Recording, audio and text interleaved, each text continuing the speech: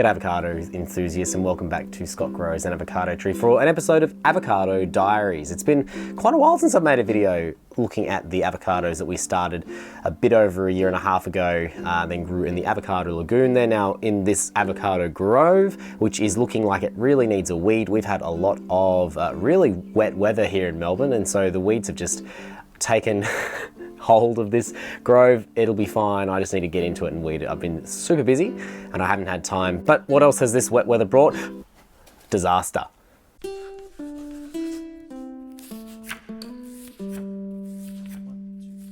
Well, disaster might be a bit of an exaggeration because, well, as you can see here, this is the avocado named United States of Avocados, and it's been attacked by something. What has it been attacked by? Well, it has been extremely wet. We had a super wet spring. We've had a bit of a La Nina season and an unusual amount of rain. And what happens when it rains? Well, snails and slugs come out, and it's really hard to tell from all of these camera angles, but there are little trails that snails and slugs leave behind. As you can see, there is some new growth coming through, which is great. It's warm, it's summer now, and new growth is just bursting from everywhere. But I don't want this to continue. So how am I going to prevent slugs and snails from attacking my avocado trees and the other plants in my garden? Well, I have a couple of strategies. The first strategy is a more organic one, and that is to use coffee grounds. I drink a lot of coffee and I save all of my coffee grounds to be used or reused at least. And one of the ways we can use it is to use it as a bit of a mulch. We can dress the top of the soil with it. And coffee has lots of benefits. You know, as it breaks down, it will release nitrogen into the soil. It also has lots of magnesium, and you can use it to raise the acidity of your soil slightly. I mostly give it to my worms in the worm farm. They will turn this into worm castings and also worm tea, which I then use as fertilizer and dressing for my soil. I also use worm castings as an element for all of my soil mixes whenever I have it available. So this generally gets thrown straight into the worm farm, but you can also use it as a mulch. Now, the theory behind it is that coffee contains caffeine, and caffeine, slugs and snails don't like it. It's poisonous to them. There is little evidence that actually suggests that this works, because they would actually need to ingest the coffee ground to be poisoned by the caffeine. Just touching it from their skin is not going to get the caffeine inside their bodies. It's not going to poison them. There is more evidence that suggests if you spray actual coffee on your plants and on slugs and snails, then that will be absorbed. The caffeine will be absorbed by their skin and poison them, but I'm not doing this here. So this is maybe effective, but I am not convinced that this is the only strategy to use. I will use it because it's good for the soil and it might help, but it's not my only strategy. And in my opinion, any good pest management strategy is multifaceted in that it has we have multiple strategies to deal with pests so that we have a greater chance of success. So I don't like to just use one way of solving my problems. I like to have a few, but I will dress the top of my avocado with it. However, what I will use, and I'm not a stranger to using poisons in my garden, in my pest routines, and I think that there are great products that can help us. Obviously, it's important to be responsible with what we're doing and follow the instructions and trying to use options that are not harmful to local flora and fauna.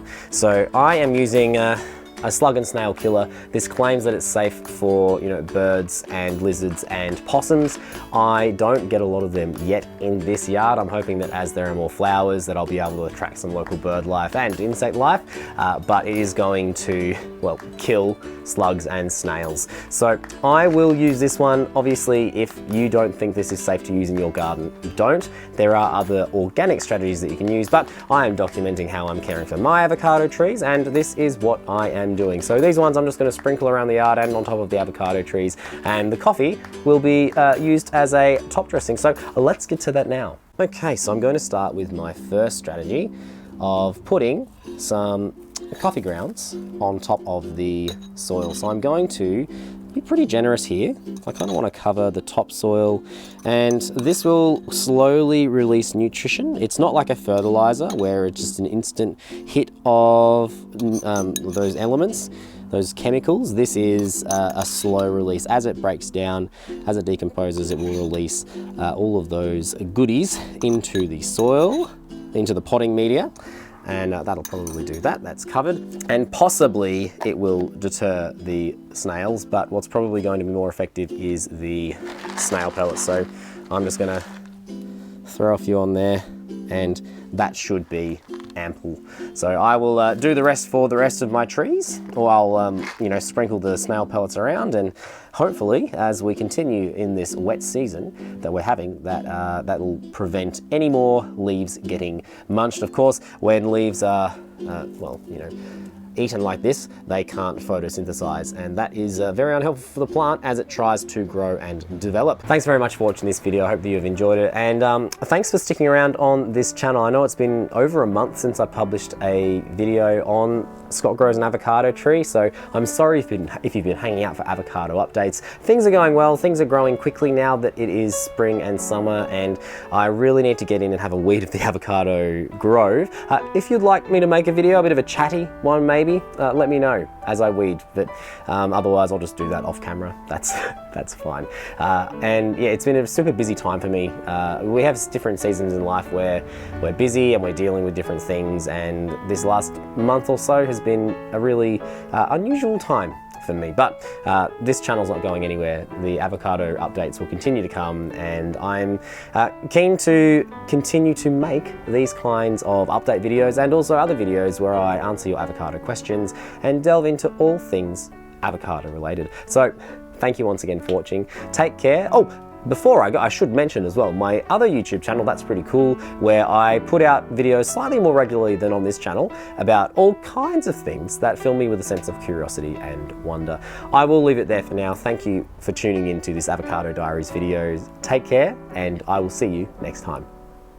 Scott grows an avocado tree. Scott grows an avocado tree. Scott grows an avocado tree. Scott grows an avocado tree.